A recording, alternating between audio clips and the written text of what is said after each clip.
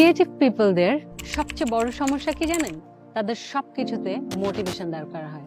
ঘুমাতে যেতে মোটিভেশন দরকার হয়, ঘুম থেকে উঠতে মোটিভেশন দরকার হয়, কথা বলতে মোটিভেশনের দরকার হয়, কথা শোনার জন্য মোটিভেশন দরকার হয়। Seriously? Yes. Without motivation they become lost.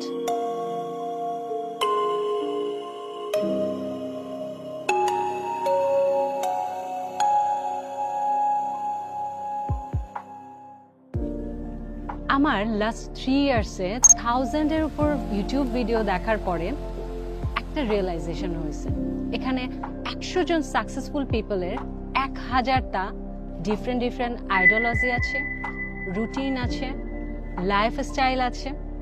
এবং মজার ব্যাপার হচ্ছে তারা যেই রুলসগুলো ফলো করছে বা যেই লাইফস্টাইল ফলো করছে প্রত্যেকটা কাজ করে। বাট দ্য ক্যাচ ইজ এই সবগুলো কাজ করে শুধুমাত্র তাদের নিজেদের জন্য। নাওয়াডেজ একটা খুব অবসেসড হয়ে থাকি লাইফ হ্যাকের ব্যাপারে। 30 ডেজ চ্যালেঞ্জ বা একটা নর্মাল লাইফ রুটিন আমরা 30 দিনের জন্য ফলো করব, তো আমরা সে ব্যাপারে এক্সপার্ট হয়ে যাব।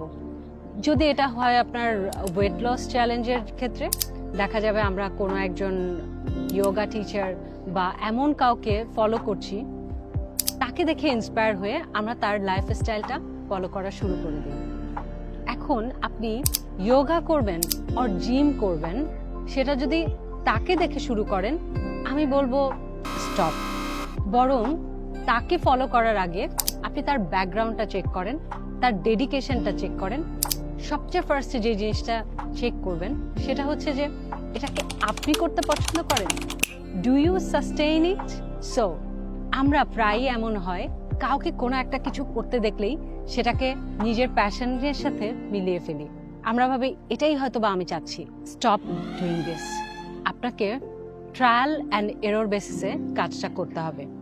ফার্স্ট অফ অল আপনি দেখবেন যে কোনো একটা কাজ কাউকে করতে দেখলেই আপনি সেটা করবেন না। যে কাজগুলো করতে আপনি ইন্টারেস্টেড ফিল করেন সেই কাজগুলোর লিস্ট করেন, এবং করার সময় আপনি খেয়াল করেন এই কাজটা করার সময় আপনি কতবার ঘড়ি দেখছেন বা কাজটা করতে আপনার কেমন লাগছে।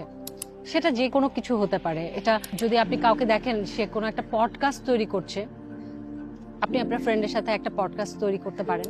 এতে হবে কি, আপনি একটা কমিউনিটি তৈরি করে ফেলবেন। নতুন নতুন মানুষের সাথে আপনার দেখা হবে, new experience, new idea, new risk, everything new. এরপরে যেটা হবে, you see the real world. কিন্তু এই জায়গাটাতেও আপনার সেম টাইপের চ্যালেঞ্জ থাকবে, টাফনেস থাকবে, কিন্তু যেটা হবে সেটা হচ্ছে আপনি ট্রিগার কম হবেন।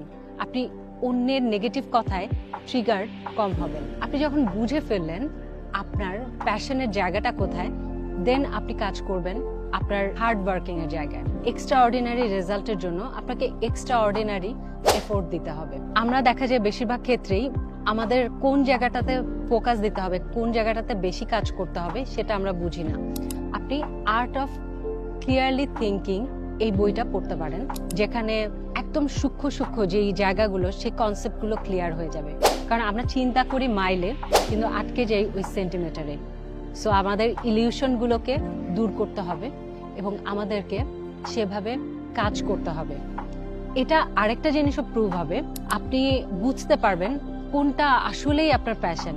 কারণ আপনি যখন কাজ করতে করতে বারবার ঘড়ি দেখবেন না, তখন আপনি বুঝতে পারবেন যে হ্যাঁ, এই কাজটা আপনি আসলেই ভালোবাসেন বা আপনি আসলেই করতে চান। কারণ প্রত্যেকটা গেমের একটাই সূত্র, সেটা হচ্ছে আপনি সাস্টেইন করছেন। এই যে এত আইডিওলজি, এত রুটিন সবকিছু মেনটেন করার পরও আপনি যদি সাস্টেইন করতে না পারেন, then you are a lazy piece of